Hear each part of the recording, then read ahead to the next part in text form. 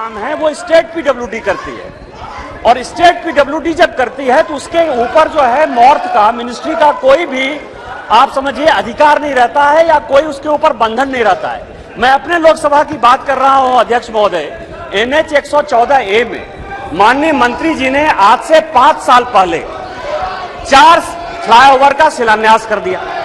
उसी तरह से NH 133 पर NHI आधा जो है 4 लेन का प्रोजेक्ट बना रही है और NH आधा बना रही है, लेकिन इसके बावजूद भी 5 साल में वो 4 फ्लाईओवर नहीं बना और 133 पर जो एक फ्लाईओवर बनना है वो नहीं बन पाया।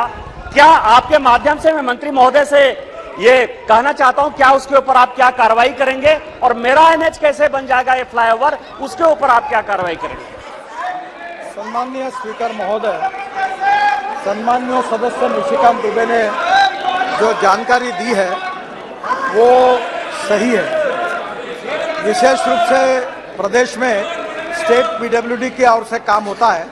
ये टेंडर निकाला गया था, कॉन्ट्रैक्टर के स्लो प्रोग्रेस के कारण वो टर्मिनेट किया गया। अब नया टेंडर निकाला गया है, पर इस नए टेंडर निकालने में काफ़ी देरी हुई है और इसमें देरी हमारे मिनिस्ट्री में हुई है। क्या स्टेट पीडब्ल्यूडी में इसकी इंक्वायरी की जाएगी? काफ़ी प्रमाण में ये देरी होती है, समय का बंधन होना चाहिए और जिसके कारण स्वाभाविक रूप से सम्मान्य सदस्य को ये सवाल पूछना पड़ा है। उसकी इंक्वायरी होगी और जिन्होंने देरी की है वो चाहे मिनिस्ट्री के हो चाहे स्टेट पीडब्ल्यूडी के हो, उनके ऊपर हम जरूर कार्रवाई करेंगे। ये कंस्ट्रक्शन का जो आरओबी है ये भी हमने 31/3/2021 को सैंक्शन किया था और कॉन्ट्रैक्ट टर्मिनेट ना अभी किया है। नए एजेंसी को पक्का किया जा रहा है और जल्दी ही नए एजेंसी के द्वारा काम शुरू होगा, ऐसा विश्वास मैं आदरणीय निशिकांत दुबे जी। अध्यक्ष महोदय, ये नेशनल हाईवे अथॉरिटी और NH जो रोड बना रही है वो इतनी बेहतरीन रोड बन रही है जिसमें कि स्पीड का जो है लिमिट होने के बाद भी गाड़ियां तेजी से चलती हैं। लेकिन 2 प्रॉब्लम मैं देख पा रहा हूं। एक तो सड़क के किनारे लोग घर बना ले रहे हैं, उसको NH कंट्रोल नहीं कर पा रहा है। दूसरा यह है कि स्पीड ब्रेकर जो है उसमें जगह जगह पर लगा दिए जा रहे हैं जिसमें रात में दिखाई नहीं देता है, 2 व्हीलर पड़ा जाता है। तीसरा जानवर का एक बड़ा विषय है जो मेरे यहाँ भी है और लगातार मैं अखबारों में अभी खजुराहो वाला जो नेशनल हाईवे बना है उसके बारे में मैं लगातार देख रहा हूँ। तो इन 3 प्रॉब्लम के बारे में मंत्रालय क्या सोच रहा है और क्या भविष्य में वो किस प्रकार की कार्रवाई करने वाला है? एक बात सम्माननीय अध्यक्ष महोदय, ये सही है कि मध्य प्रदेश में और अनेक राज्यों में विशेषता हमने अच्छे हाईवे बनाए हैं और रात को वहाँ के किसान जानवरों को छोड़ देते हैं, वो रोड के बीच में आके खड़े हो जाते हैं जिसके कारण एक्सीडेंट होते हैं। तो निश्चित रूप से राज्य सरकार को इसके बारे में कानून करके जानवरों को रोकने के बारे में कहा जाएगा।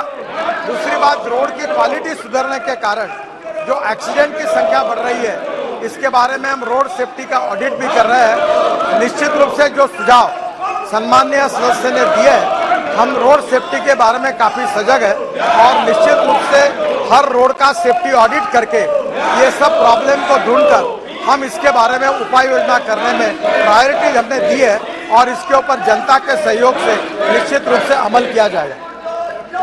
माननीय सदस्यगण, आप जिस तरीके का आचरण कर रहे हैं, इस संसद की, इस सदन की श्रेष्ठ परंपराएं रही है, उच्च परंपराएं रही है, उच्च मर्यादा रही है। लेकिन आप जिस तरीके का व्यवहार कर रहे हैं, जिस तरीके का आचरण कर रहे हैं, वह हमारे लोकतंत्र के लिए शोभा नहीं देता। मैं आप सबसे पुनः आग्रह करता हूं कि सदन की गरिमा, मर्यादा, उच्च परंपराएं बनाने हम सबकी जिम्मेदारी है। हम सबको लोगों ने चुनकर इसलिए भेजा है कि उनके अभाव, उनकी अभिव्यक्ति, उनकी भावनाओं को सदन में रखें। आप यहाँ नारेबाजी करते हैं, प्ले कार्ड लगाते हैं, माननीय मंत्री जी के आगे प्ले कार्ड लगाते हैं। कोई माननीय सदस्य बेल में आकर स्पीकर से चर्चा करना चाहते हैं, ये तरीका उचित नहीं है और ये संसदीय परंपराओं के अनुरूप भी नहीं है। अगर आप इस संसदीय परंपराओं को जो श्रेष्ठ रही है उसके आचरण के कारण पूरा देश देख रहा है। आप कहां ले जाना चाहते हैं? अच्छी चर्चा करो, संवाद करो। मैं हर मुद्दे पर आपको पर्याप्त समय, पर्याप्त मौका दूंगा, लेकिन ये परंपराएं उचित नहीं है। यह आपका व्यवहार संसदीय परंपराओं के अनुरूप नहीं है। हम दुनिया के सबसे बड़े लोकतंत्र हैं। आप क्या व्यवहार कर रहे हैं यहां पर? पूरा देश आपको देख रहा है। अगर आप इसी तरीके का व्यवहार करेंगे, आचरण करेंगे, तो मैं सदन इस तरीके से चलाने वाला नहीं हूं। सदन की कार्रवाई 2 बजे तक के लिए स्थगित की जाती है।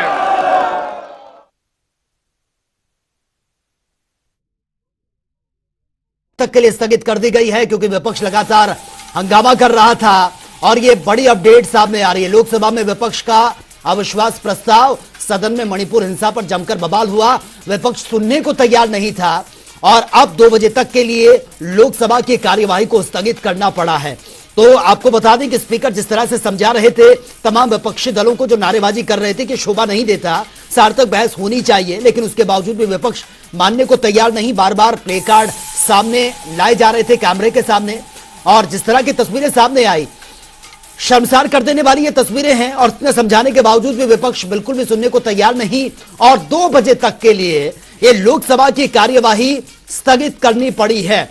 तो फिलहाल आज भी यही आसार शुरू से बने हुए थे कि आज भी जमकर हंगामा विपक्ष करेगा, क्योंकि पूरी की पूरी स्ट्रैटेजी 10 बजे ही ये तैयार हो गई थी जब मीटिंग चल रही थी। काले कपड़े पहनकर आज संसद में पहुंचे हैं विपक्ष के नेता, विपक्ष के दिग्गज यहां पर, और पहले ही ये 10 बजे की मीटिंग में तय कर लिया गया था कि किस तरह से अपनी बात को रखना है।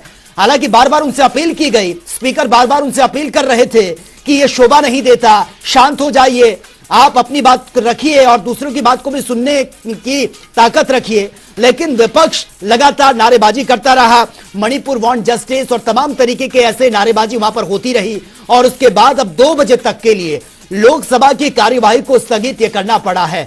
विपक्ष ने जमकर हंगामा किया, 2 बजे तक के लिए कार्यवाही स्थगित ये कर दी गई है। सीधा सीधा ये कह दिया गया कि अगर इस तरीके से ही चलता रहा, यही अनुचित व्यवहार रहा, तो फिर इस तरीके से ये कार्यवाही नहीं हो पाएगी।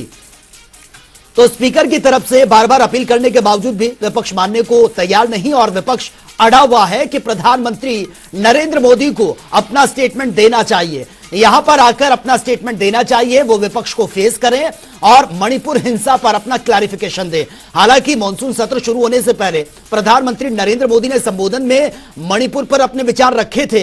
हालांकि बार बार विपक्ष ये कह रहा है कि जब कोर्ट ने इसमें इंटरफेयर किया तो उसके बाद प्रधानमंत्री नरेंद्र मोदी को अपना संबोधन ये देना पड़ा। Suo moto statement by Minister Shri S. Jaishankar.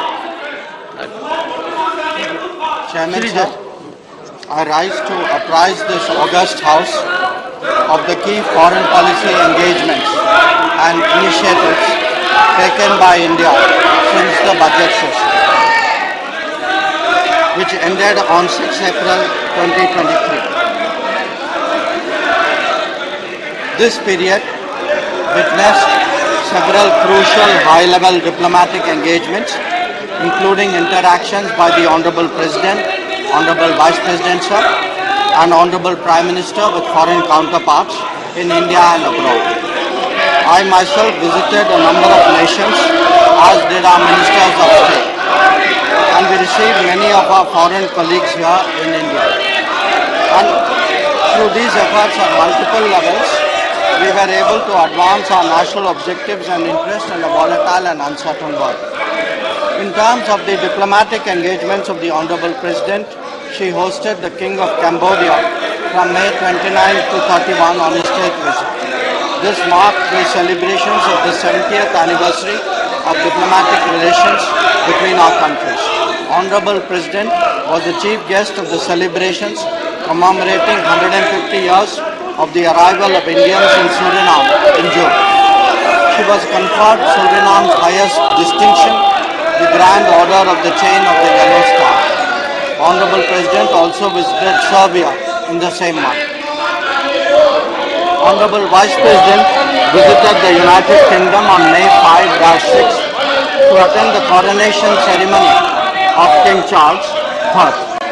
He interacted with various leaders, including the presidents of Germany, of Israel, and Brazil. He also met with Indian students and members of the diaspora. In June, the Honorable Vice President engaged his counterparts from Zimbabwe and Gambia in New Delhi and received the Deputy Prime Minister of the Democratic Republic of Congo. During this period, Honorable Prime Minister visited